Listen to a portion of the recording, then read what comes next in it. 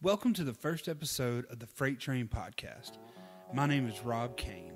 On this podcast, I'll be interviewing people from all walks of life that somehow connect with country music. So without further ado, let's get into our first interview with Charlie Farley. Now, some might call this successful artist a country rapper, but I think he's got a different idea of how he would like to be categorized. So let's get into it right now.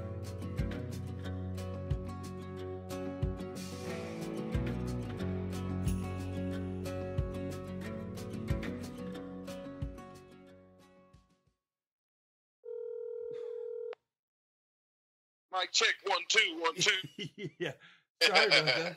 So anyway, Charlie, thank you for coming on. And hey, thanks for having me, buddy. You got it, man. This is this podcast is called the FreightTrain. So it's just a really cool idea. Talking to people in or around country music because it hasn't been done before. So that's kind of what we're doing. Right. Okay. So, everybody out there who doesn't know who Charlie Farley is, give us the really brief rundown of who you are. I am a real backwoods boy from southwest Arkansas, born and raised in DeQueen. I actually still live here in DeQueen, Arkansas, and it's just a little bitty town.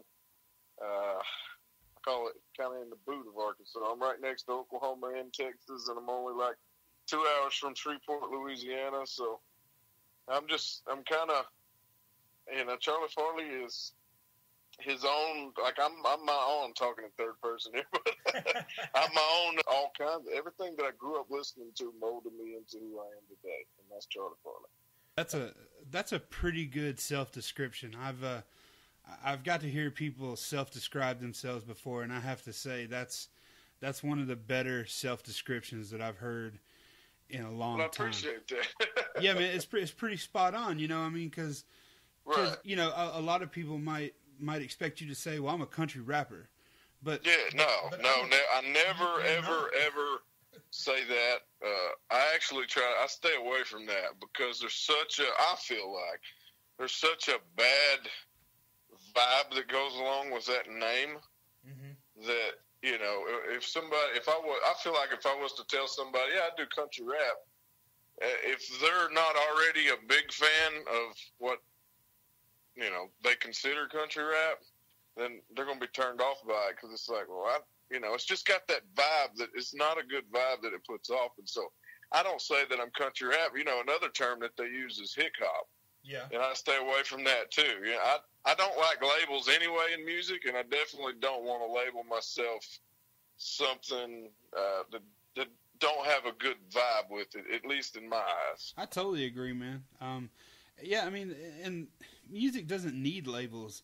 I understand. Yes, especially this day and age. Exactly. Everybody, whether you're listening to, any type of music, if you listen to 10 different stations on XM, like, everybody is incorporating different styles of music within their own music, and it's because everybody grew up this day and age listening to all different types of music, and so that's why you're getting all these different sounds within music now. Exactly. I'll probably edit that out, but I definitely agree with you. And it's all these people out here who are putting down people just because of their tastes or what they perceive. If somebody labels you country rap and they might not particularly like that, I think you're kind of being a hypocrite by putting someone down like that or boxing them in like that, because like you said, this day and age, 2017, you can be the most hardcore, what people call a traditional country fan that there is, but you can't tell me that there's not a T.I. song or a Waka Flocka song or a Gucci Mane song that turns you on for a minute. Yeah, it may not be what you listen to all the time, but, you get a little bounce in your step when you hear it, and you have fun for 3.5 minutes while the song is on. And, at that point, you're being somewhat hypocritical by putting, other people down because of what they've decided to do, or the the kind absolutely. of music that they might 200%. like to. I'm always, Yeah. you know what? Nobody is the same as far as, like, you're different than I am, we're different than somebody else. And so I feel like that's how music ought to be. Exactly. Why do we have to be the same? Like, why does everybody have to fit into a genre? If each individual person's different, then why is our music the same? It don't make no sense. Exactly.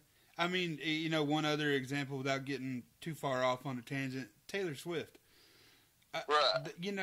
I'm a 31-year-old man, and I love Taylor Swift's music, whether it's labeled country or pop. And you know what? She's going to come back to quote-unquote country music. It's just a cycle. So I don't know why people are like, burning Taylor Swift records and, rolling them over in the street with a steamroller. I mean, it's just crazy when people act like that. But let's back up a little bit. So when did you start getting into music? Was there anything that happened early on in your life, or was it later in your life that you started getting into music? Yeah, actually, I started writing poetry when I was 13. Poetry? And then eventually it just kind of graduated into music. When I started writing poetry, I was just writing poems to get stuff off of my chest that, it went on in my life, and I didn't feel like I could talk to anybody about it. And so, and I could have talked to somebody about it, but that was just my mentality. I felt like I couldn't talk to anybody. So rather than try to talk to somebody, I just wrote it down. And then eventually, my poetry turned into songs, which gradually progressed into what it is today. And I never thought, I'm going to be an artist, or I'm going to be a musician. I never thought any of that. It just slowly rolled into what it is now. And, I'm glad that it did, because I love what I do. I never realized how much I loved music back when I was younger. Yeah. But when I get older and I look back on my life, I was 12, 13, I would sit in my room after school and listen to songs until I went to sleep. So obviously I had a passion for music. I just didn't know it. Yeah. Yeah. So you're writing poetry, you're getting your thoughts down on paper. When did you pick up an instrument, or when did you start putting, melodies to your poems and right. Was there, and also were there songs before you were rapping, or did it just kind of come out that you would, put the verses together and you would just kind of, I guess my question is, did you start rapping first, or was there kind of music and song and then it kind of evolved into rapping? Right. Well, it all started, like I said, I listened to a lot of music growing up, and thankfully, my stepdad and my dad both listened to all different types of music too. Okay. Like my stepdad listened to Snoop Dogg, and Tupac, and then my dad listened to Kid Rock. My dad he didn't listen to rap as much as my stepdad, but he loved Kid Rock, and I remember, listening to Kid Rock, I'm like, man, I really like that style, and I like Snoop Dogg and Tupac, and of course, both my stepdad and my dad listened to all kinds of country. I know Garth Brooks being my dad's favorite. Yeah. And, now Garth Brooks is my all-time favorite when it comes to country. But, I listened to all that, and I'm trying to go back to what I was thinking here. But, I listened to all those styles, and it just kind of flowed in. Mm-hmm. And I was, I was 21 or 22, and I was actually at the cabin. I got a song called Stabbing Cabin on my Hog Heaven album. Yeah. And I was actually up there at the quote-unquote Stabbing Cabin out in the woods in Gillum, Arkansas, and these guys come up, some guys that I knew, they come up listening to a local rap act. And I actually knew the guys that was in the group they was playing. I had no idea they was recording. I'm like, well, shoot, if they can do it, I can too, Yeah. And 2 days later, I went to the studio, and I've been hooked ever since. But to answer your question, I think I didn't really start out doing either as far as rapping or, I started out writing poetry. And then when I went to these bonfires or, it was just drinking parties back when I was younger. But, when I go out there, everybody knew that I could rap. And so they'd put on Bone Thugs and Harmony or Twister or Eminem. They're like, come on, Charlie, you can do it. You can do it. And so I was pretty much the entertainment for half the night. I'd sit out there and rap with all these guys. So, and it just kind of evolved into what it is today. Everything is just a process. And, even then, when I had no idea of what I was going to do later in life, I was actually honing my craft. That's awesome, man. I felt like I beat around the bush there for a while, and I was like, all right, I'm going to have to get back to the question. No, hey, man, I go off on so many... I went on a 5-minute tangent. Dude, I go on so many tangents, it's not even funny. There's lots of shit you can edit out of this one. Oh, yeah, no problem. Dude, my fiance, we have this thing where she'll click her fingers, because I can start talking and... 5 minutes into it, I'm not even talking about what we originally started talking about. And so right. I know if Erica snaps her fingers, that means I'm off, I'm off right. topic and I need to kind of reel it back in. So, that's been a really challenging thing for me starting to do these interviews is because, I'll kind of have a set of notes here and, to kind of guide the conversation or whatnot. Right. But yeah, sometimes I can just totally go off into left field with whatever we've been talking about, and not even cover the artist, who I'm talking to. We end up talking about Charlie Farley on the show today. Yeah, exactly. I went to Six Flags yesterday. Exactly. I mean, it's crazy. Yeah. If I wouldn't have stopped myself, I probably would have talked about Taylor Swift for 30 more minutes. So, But so awesome. So you went to the studio and you recorded some songs. Is that what happened? Yep. Okay. Yeah, I recorded. I think the first time I went in there, I recorded 3 songs, okay. And I had no idea what I sounded like on an album or record, whatever CD. And yeah. So when I got done recording and I'm driving home, I recorded in Texarkana, which is an hour from here in DeQueen. Okay. And, when I was headed home, I'm like, well, that don't sound half bad. I was honestly surprised, So you got to listen to it that day? 3 songs. So you got to listen to it that day when you were done recording? Oh, yeah. Okay. Well, that sounds awesome.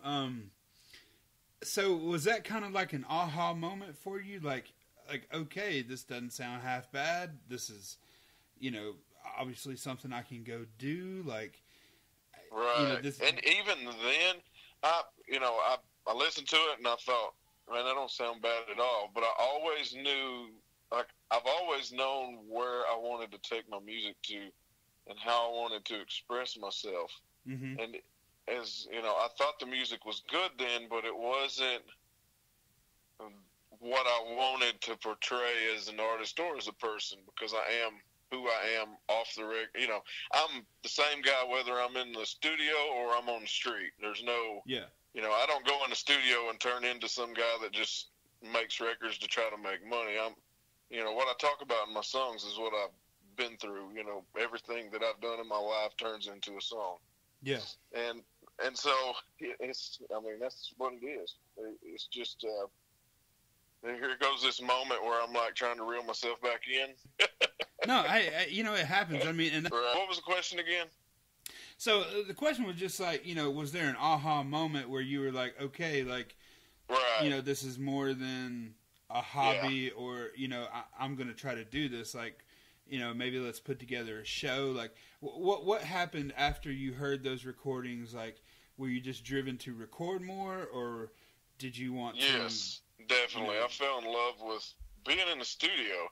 And honestly, I had no idea how to get myself out to the masses or out to the people that would like my music. Mm-hmm. I had no idea. I just knew that I loved to write and I loved to record. Okay. And, at the time, I didn't know that anybody would even like what it was that I was doing, but I knew that I loved to do it. Yeah. And so, you'd asked about, was there, did I think about doing shows or whatever? I honestly didn't Wow. know what steps I needed to take in order to build my career. It took me a long time. I think I've been doing music for over probably a year and a half. I've been recording before I ever did a show. Really? Yeah. Really? And was your first show there in Arkansas? Like, did you do a local Yes, thing? sir. Or? I did a show here at the Country Club, Okay. actually, in D. Queen. Okay. That was my very first show. I'll never forget it because I was a nervous wreck. I pretty much blacked out on stage. I don't remember the entire performance. Everybody said I did good, but I don't remember it. Wow. Was it just you with a mic, or was there a band? Yeah, it was just me and a microphone and instrumentals, and that was it. Dude, that's pretty cool. Did you have a good crowd show up for that first show? Yeah, it was actually, it surprised me. That's I awesome. remember whenever I first got there wasn't many people there. Of course, I always show up early to venues anyway. Yeah. I've done that from day one. Yeah. But, So I showed up. There wasn't really a lot of people there, and I was like, well, it's going to be fun anyway, And then the later the night got, the more packed it got until I went on stage, and I'm looking out there going, man, this is pretty nice. Yeah, because like I said, I had no idea if people liked what it was that I did. yeah. Of course, I had some buddies around here. I let them listen to it, and they're like, man, I love it. Yeah. But that's your buddies, Exactly. It's not somebody you have no affiliation with that's never heard your music before. Yeah. And, honestly, that gives a lot of people, some false confidences. They stick around their home crew, so to speak, for a long time, and then they think, well, I've got this really awesome product, and they get out there and, people aren't exactly as accepting as they might have thought they should be. And, they give up too fast. So, that's awesome that it kind of, was reversed for you, that everybody seemed to love it, aside from the people that you had let listen to it early. Right. It was definitely different. I mean, I was excited about it. I couldn't, never in my wildest dreams would I thought that, poetry that I wrote down when I was 13 would turn into me writing songs, which would lead into me doing shows for people that actually care about what it is that I'm saying within my songs. Yeah. So I was very humbled. That's got to be a really cool feeling. So it most definitely is. So after all this happens, when did you are signed to Average Joe's Entertainment out of Nashville, Tennessee? So Yes, sir. when did all that start to happen? So you had your first show, everything went really good. Take us through the progression from that first show to getting signed and kind of how that happened. Well, it was a long road, honestly. I'd done a few shows, and still, literally, I had no idea on how to become successful in what it was that I was trying to do. I didn't know the business side of music, because it's totally different than just putting out a couple of songs and, people liking them. Oh, yeah.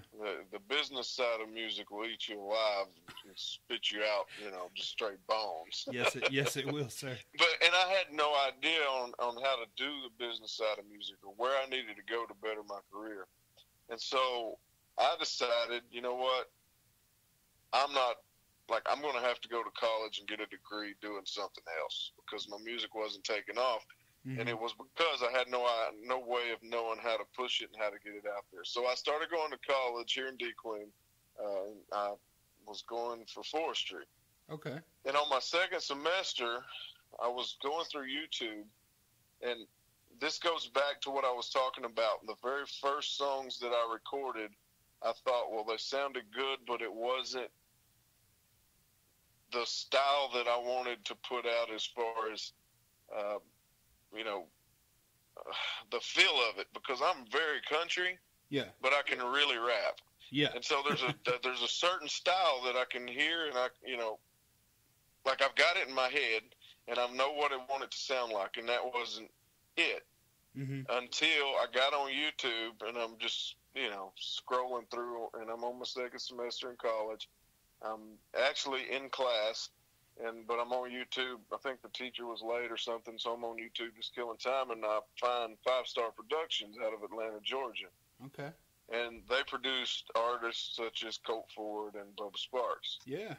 Well, when I listen to those instrumentals, I'm like, those guys are awesome at what they do, and not only are they awesome at it, they're actually doing it exactly what I've heard in my head as far as having a really country feel, but having a hip-hop vibe.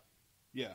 And so I sent them an email, and Jay and DJ KO make up 5 Star. Mm-hmm. And Jay actually emailed me back. I later found out that he told me later he never checks emails, but something told him to check mine. And he emailed me back, and, I'd asked him, how much would you charge to do an album for me? And he hit me with some number, and he was like, but it really just depends. And so I emailed him back, depends on what? He said, well, just send me a couple of tracks. And so I sent them to him, and he said, well, I really like your style, I like what you're doing. He sent me 3 songs to demo. Well, I went to Dallas and demoed those songs and sent them to him. He's like, I love it. Let's get you down here to Atlanta. We'll get you to record this album. I'll send you up to Nashville. We'll get you signed with Average Joe's. And I'm like, I don't know anything about the business side of music, but I really don't trust many people. And so whenever he told me this, red flags went up. I'm like, it can't be this easy, right? Yeah. Like, this is not how it happens. And so I actually emailed him. I'm like, we're going to have to get a contract together, get something signed here, because I'm not sure what I'm doing, and I want to protect myself. Mm-hmm. So immediately he sends me his phone number. He's like, just give me a call. So I called him, and the phone barely even rang, and Jay picks it up. Jay is just really laid back, calm. What's going on, man? Yeah. He's like so chill that it kind of puts you at ease. And I talked to him for a while, and I put my trust in him. I went to Atlanta, Georgia, a month later, and we recorded Hog Heaven.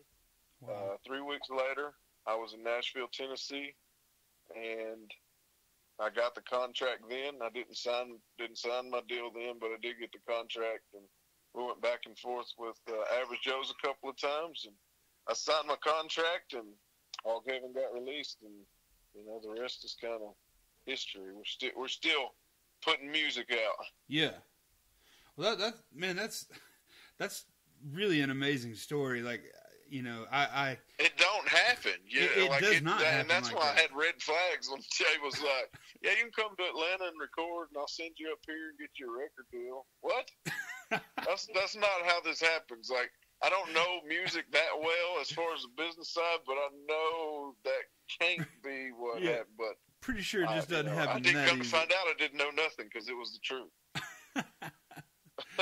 Well, that's awesome. Okay, so we get to your first album, Hog Heaven, and I was doing a little research today, and you know that I'm buddies with Daniel Lee. I used to be his tour manager and booking agent, and so I was looking at your YouTube views, and I'm sure you probably already know, but the single you put out with Daniel Lee, Backwoods Boys, off your album Hog Heaven, is over 3.2 million hits. Yeah. And so, I was doing the math, and that song was put out 3 years ago. So, that's 1,095 days. 3 years, right? Right. And I was doing the math. So, that means, and the actual number of views you have is 3,251,593 views as of right before I called you for this interview. You have been doing your homework. Yeah, well, it's right there on YouTube. But so I divided the number of days in 3 years, and it was just astounding to me. So that song gets played on YouTube 2,969 times a day.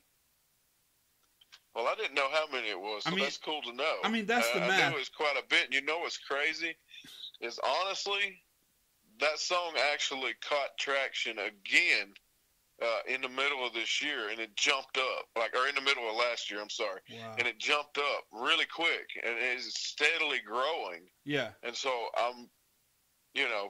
that was Hog Heaven, and I've got another album out since then. Yeah, definitely. So I'm not sure what it is about that song that keeps. I mean, it's not coming down. It's steadily growing. And it's awesome to have songs like that. That lets you know that what you're saying is really resonating with the people. Not to mention Daniel Lee was on there, and he did an amazing job. I can't thank him enough for it. Mm-hmm. Yeah, it's just a truly great song. And, I'm sure those numbers are a little off, obviously some days there might not be as many views or whatever. But to break down the numbers like that, that's just crazy to me, and, yeah, as an artist, that has to be an amazing feeling to know that. And your other videos have amazing views too. That just happened to be the one that I looked at. But man, that's got to be so cool as an artist to know that people are out there just consuming your product.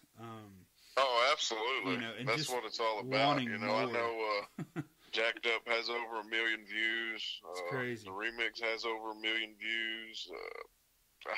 It's insane, It is. Like insane. I said, I'm literally just an old backwoods boy from Southwest Arkansas. I am who I am on the record and on the back roads of DeQueen or Gillum. And for me to go from here to, talking about the life I live, and for so many people to relate to it is just incredible. Mm-hmm. So Hog Heaven was your first album. You came out guns a-blazing. And your second album with Average Joe's was titled All I've Been Through. And I think, in my humble opinion, I believe that All I've Been Through is kind of more of a concept album. It truly tells a story. The album tells a story. And I think you titled it perfect, All I've Been Through. Right. Those songs really kind of tell a story of your life as an artist and your life as a backwoods Southern Arkansas country boy, as you describe yourself. Right. Yeah, it was, between the time that Hog Heaven was released and All I've Been Through was released, I went through quite a bit, and I actually had a lot of instrumentals stocked up from Jay and DJ KO, and I just wrote the entire time, wrote and recorded the entire time. Like, it was 1.5 years, 2 years in between those two albums, and I wrote and recorded every chance that I got. And so that's, everything that I had been through up till that point and in between those two albums, the best songs from, obviously I wrote a heck of a lot more songs than what was on the album. Of course, yeah. But the songs that made the cut that stood out to me were the songs that were real and raw, and they had meaning to them, and so that's kind of where I wanted to go with that, was just tell everybody. I say Hog Heaven is what I do, and all I've been through is who I am. But man, that's so awesome. I think one of the hardest things that artists deal with, especially this day and age, we talked about, people coming up with all different types of musical influences. And, I think one of the hardest things that a lot of people deal with these days is self-awareness. Like a lot of people, want to say that they're country because it's one of the, most popular genres of music right now. They know they can't Absolutely. be, they know they can't be Jay-Z or Eminem. So, they might come over to the country music world and try their hand at it, even though it's not particularly country. And then on the same hand, or they're not particularly country, or the person, and that drives me freaking nuts. it drives me nuts too, and I'm not saying that it's not there in male artists, but I think I see it more in female artists, because I know plenty of girls who grew up, you know, out in the country, out in the woods like I did, and they're still beautiful, strong women, but they're country girls. They're not, you know, on the cover of fashion magazines and, you know, drinking champagne all the time and always getting their hair done, you know. You know, one of my main goals with this podcast is there was a female artist named Ashton Shepherd who was popular in 2006, 2007. And I thought she was the epitome of what a female singing country music should be, because she was a country girl, kind of like a Gretchen Wilson. And I'm not saying other female artists haven't been country, but well, that's kind of another tangent I just got off on right there. But okay, you just saw it organically, right? It's all good. but the point I was listening. But the point I was trying to make was, you know, like Brett Eldridge. I mean, you know, I hope I'm not offending anybody on this podcast. I like Brett Eldridge's music. I don't think it's necessarily country. He has found, you know, a fan base that obviously accepts him, likes him, in the country world. I think he would fit in with more of a Michael Bublé. I don't know a lot of, you know, the people that I look up to in country music and I consider country, you know, they're not always wearing a 3-piece suit. And, you know, I don't know. And, you know, and these things are stereotypes. It's what we regular people see on, you know, Snapchat or Facebook or what we may see on the news or something like that. But, you know, so I'm not saying I'm a part of his everyday life and that I know the guy, because I don't. But what he decides to put out to the world doesn't come across to me as a country person. So coming all the way back around to the original statement I was trying to make, I think it's awesome that you're self-aware, because I think a lot of people in music struggle with it. You know, they might really want to be on a stage with Elton John, but Elton John's not country. You know, so they try to keep themselves within the lines of a popular genre of music because they want to be successful, which you can't knock them too much for that. But at the same time, a genre of music that is supposed to be based on being genuine and you know, being true to yourself. And I think the people, you know, I know that there's a lot of really traditional country people that do not like what it is that I do. Mm-hmm. But if they sat down with me for 2 minutes, they would have no idea that I'd done the type of music that I did unless I told them or let them listen to it. Yeah. Because I'm just like them, you know. Mm-hmm. But I grew up listening to all these types of music, and so that's why I am who I am. And you're right. Country is supposed to be real. That's right. It's supposed to be raw. That's why country music's always been about the lyrics and the songs and being able to grab people and hold them, you know, get you through them tough times or help you out when you're having a good time, you know. That's always been country music. So I agree with you 100% on that. Exactly. And you know, these examples are kind of tired, so to speak. But, you know, let's use Charlie Daniels and Garth Brooks. You know, Charlie Daniels, for lack of a better word, was a rapper. He didn't. He didn't spoken word, like crazy. Yeah, there was just a fiddle and a steel guitar behind it. You know, and you know, Garth Brooks.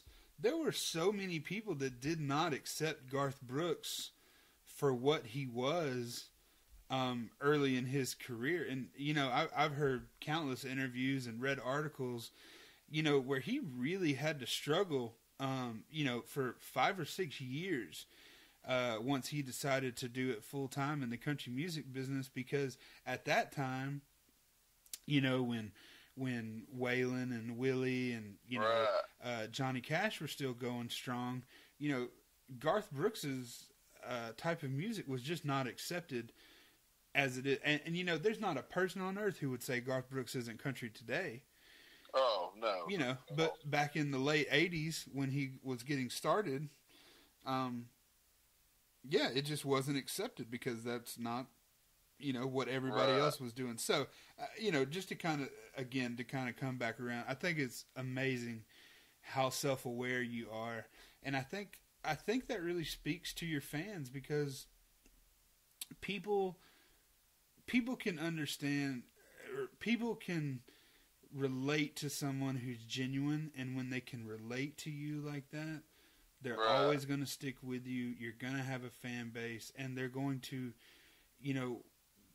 they're just going to eat up everything that you put out, and that's obviously obvious with what you're doing. Right, and I stay on my socials all the time, specifically Facebook. Your social game is strong, my friend.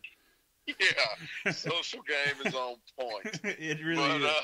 Snapchat, Charlie Farley Snapchats are going off all the time. But I'm always, if I'm not on the road doing shows, and when I'm home, I'm not writing or recording or playing a guitar or whatever, I'm fishing or I'm hunting. Okay.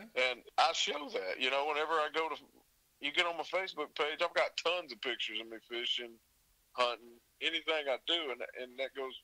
I said that to go with what you're saying as far as people, they cling to people who are genuine. Yeah. And, if the lyrics I'm saying are who I really am, people, they know. They can tell. They do know. And so when you listen to my music and I'm talking about living a backroads life, you come to my Facebook page and I'm actually fishing. Well, all right, this guy's legit. You know? Exactly. And so speaking of hunting and fishing, it is a way of life for you, and you've kind of turned that into some other things with your career. Can you elaborate on that a little bit? Oh, absolutely. I'm actually I'm about to launch an outdoor lifestyle brand. It's called H&H Outdoors. Wow. And we're going to be filming, fishing, hunting. We're going to have an entire line of clothes, sunglasses, lamps, you name it, we're going to have it. And we're just, I'm taking, that's just some more me doing what it is that I do and wanting to, give to the people that do the same thing that I do. Because I feel like there's a disconnect in between. If you watch television as far as a hunting or fishing show, I feel like there's a disconnect between at least for me. Mm-hmm. When I go fishing, I screw up a lot. Yeah. I laugh, I cut up, I have a good time. It's never really boring. Yeah. And so, I watch a fishing show, and if it's boring, I turn it. So I'm like, there's a disconnect there. I want to have some fun. I am from the country. We are slow, but we do have fun. Yeah. So I want to build that. I want to build that into my brand. You know what? Yes, we live slow out here. Yes, we love to hunt and fish, but at the end of the day, we're having fun, no matter what we're doing. And so I just, I fish BFL tournaments with, part of the FLW. I've actually got a tournament coming up in a couple of weeks on Dardanelle here in Arkansas. Wow. So I do lots when it comes to the outdoors. I always have. And so now I'm getting to expand, thankfully, because of my music and because I'm genuine, my fans actually know, all right, so this guy hunts and fishes. I started my Facebook page, H&H Outdoors, the other day, and it's already got 1,000 likes. And it's simply because the fans that like my music like to hunt and fish. Wow. They like to be outdoors. Yeah. And it just goes hand in hand. So I've been blessed to be able to do what it is that I do, and now I'm getting, blessed even more to be able to, start opening this outdoor lifestyle brand and get this thing kicked off. That's awesome. So what does H&H Outdoors stand for? What does the H&H stand for? H&H, it stands for Hook and Horn. Hook and Horn. All right. Yeah, it's just H&H. I debated it forever. I'm like, Hook and Horn Outdoors or H&H Outdoors. And to me, H&H just had that punch, and I feel like you could brand H&H better. We obviously have. I'm sure you've seen my Hook and Horn logo. Mm-hmm. so obviously we already have our image. But as far as the saying that goes with that, it's like H&H or Hook and Horn. I just felt like Hook and Horn Outdoors was too long. Yeah, I get that. I feel like H&H is more, like you can hashtag H&H Outdoors all day long. Yeah. Or just hashtag H&H for that matter, I hear you. And then we have a saying. Our saying is live it, breathe it, love it. Live it, breathe it, love it. Wow. It's pure and simple, man. Exactly. That's awesome. Well, that kind of creates a good segue into what I wanted to go into next. So you are a true, genuine backwoods Southern boy. You obviously make amazing music. You have this outdoor lifestyle brand. So one of the new EP you just put out is titled The Bonfire Sessions.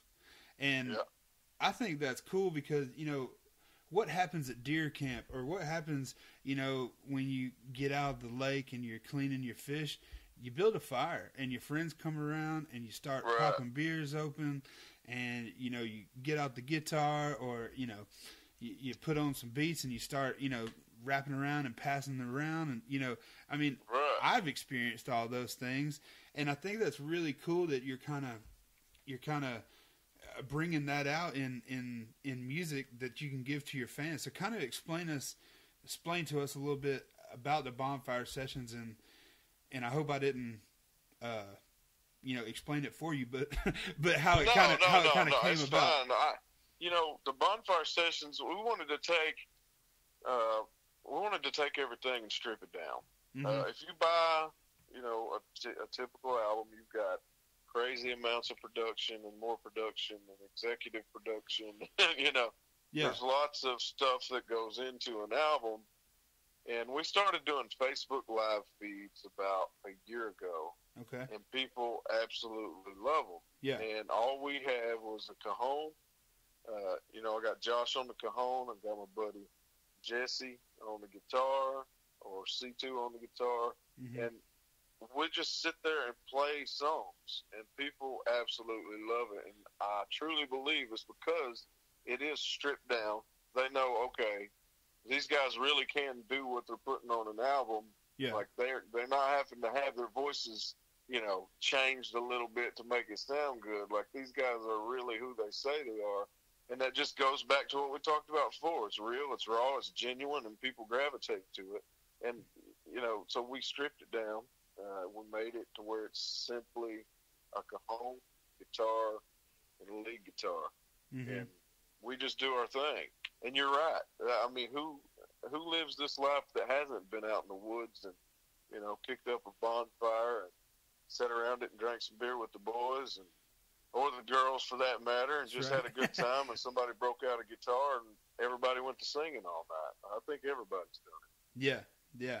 And it's a feeling that you kind of you want to keep going all the time, and so to bring that to people, in music form that they can download and consume all the time, I think that's a truly amazing idea. So what are you doing now? I know you just put out the Bonfire Sessions. Is there anything new coming up? Anything, what are you working on now? What's going on? Well, we're supposed to be releasing 3 more songs, which will be the final 3 songs from the Bonfire Sessions. Okay. And they'll be released soon, or should be.